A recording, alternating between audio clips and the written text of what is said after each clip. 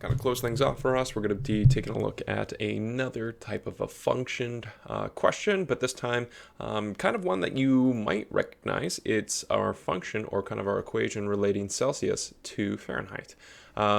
You've seen this a lot of times. A lot of people still ask, that in Fahrenheit, if talking with an American or something like that, they measure in Fahrenheit, we measure in Celsius, along with probably the rest of the world. I'm pretty sure the Americans are the only one that measure in Fahrenheit. But a lot of the times these kind of things come up, but it's actually a pretty easy function to take a look at and for us to kind of do. Okay, so the function, capital C of f, or C at f if you want to read it that way, equals 5 over 9, open brackets, f minus 32, to convert a temperature, f in degrees Fahrenheit, to C in degrees Celsius. So kind of simple stuff over here, very similar to our other video, just determine a couple things using the function notation. So determine, and let's read this out kind of in the way that the function is asking us to, determine the degrees in Celsius when our degrees in Fahrenheit is 50. I'll say that again. Determine the degrees of Celsius, which is C, when our Fahrenheit is 50. And of course, we're just going to follow our function equation, but instead of writing f, as indicated, we're going to put in 50 instead. So we just copied out our function notation. We're putting in f is 50, just like our function says. A lot of different ways to do this. I'm not too concerned with anybody kind of showing their work with this. It's a pretty easy calculation to do, and we're going to get 10 degrees Celsius afterwards. And you know what, just to kind of alleviate a little bit of confusion, I'm just going to put C at 50 equals 10 there. So we would have our degrees of Celsius over here. Degrees Celsius. Okay. So pretty easy on that one. We could do 2 as well if we wanted to, but I don't think there's really any use in doing that. We're just, instead of doing 50, we're just doing negative 13. So I think I'll just kind of X that one out. Likewise, I think I'll X out 1 just for the sake of the video and to get you guys to do some practice on this kind of stuff. But we're going to use the same sort of format. For B, determine each value of f when, and in this case we're saying, okay, our Celsius at a particular Fahrenheit value, f, equals negative 30.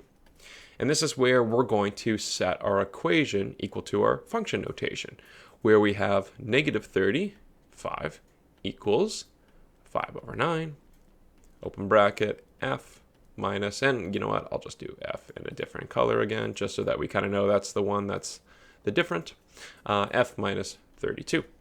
Okay, a lot of different ways that you can handle this one. I'm a pretty strong proponent of just getting rid of this 5 over 9 right off the bat. So I'm going to multiply by the reciprocal of it. So the opposite of multiplying 5 over 9 is multiplying 9 over 5. You could, of course, cross multiply, you could distribute, you could do a lot of different things in this case. However, this is going to be the simplest way to get down to isolating for my f term. I'm just going to kind of clean up this 9 right there. Didn't really clean up too much, but that's okay. So on the other side, 9 divided by 5, and I'm going to multiply that by negative 35. I'm using my calculator here. I got negative 63 equals, check this out, f minus 32. So continue using your grade 9 techniques here. We're just going to go ahead and add 32 to both sides. Add 32, add 32. And we're going to have that our final answer after adding 32 is negative 31 equals Fahrenheit. So when it's negative 35 degrees Celsius, we would have negative 35 degrees Fahrenheit for our measurement. And that's, again, using our function notation. So that kind of solves A and B. Now, let's go to take a look at C. C might kind of be a little bit confusing. Let's read it out first, and let's see if we can make some sense of it. Write an equation in function notation to relate the temperatures of each fact. So we have pure water freezes at 1 degree Celsius or 32 degrees Fahrenheit. So remember, here is our equation that we're using. It's relating the independent variable of Fahrenheit to the dependent variable Celsius. So if pure water freezes at 0 degrees Celsius or 32 degrees Fahrenheit, well, what we could do in this case is we could just say that Celsius at 32 equals 0, right? This would be our equation that relates these two numbers together. You're not going to be able to have 32 on this side if you don't have 0 on the other side, or if C at F equals anything but 0 degrees. This is one of the reasons why we use Celsius, is because we've made water freeze at 0, and everything's kind of based upon that. So this is going to be I. Let's do 2 now, or II. Pure water boils at 100 degrees Celsius or 212 degrees Fahrenheit. Well, again, if we're going to relate Celsius at 212, well, it has to be equal to 100. You see, again, if I have 212 over here inside Fahrenheit, then my Celsius measurement, without even doing this calculation, I know it must be 100 if these two things are linked under our function notation, as the question is saying. And I think the last one should be pretty easy. Cookies are baked at 100 degrees Celsius or 356 degrees Fahrenheit. That's why you're setting your oven to 350, right? So Celsius at 356 degrees Fahrenheit has to be equal to 180. Again, you can't have 356 here unless you have 180 on the other side, representing this entire function.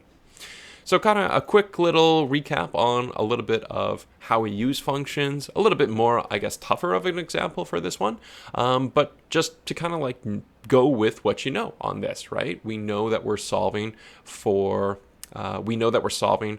Celsius when they give us Fahrenheit, right? When they give us the thing that's inside the bracket, we have to be solving for our other dependent variable. But if they give us our dependent variable, in this case, in B, they gave us what Celsius is, well, then we need to solve for our Fahrenheit. It's like what you don't have, right? So being able to read that function notation, pretty important, becomes really, really important later on when we start using a lot of different equations and a lot of different things, and especially in grade 11 and grade 12 pre-cal, when everything's are just functions and we use function notation a lot. So better off we get at this, easier things will be later on. And that should do it for this lesson.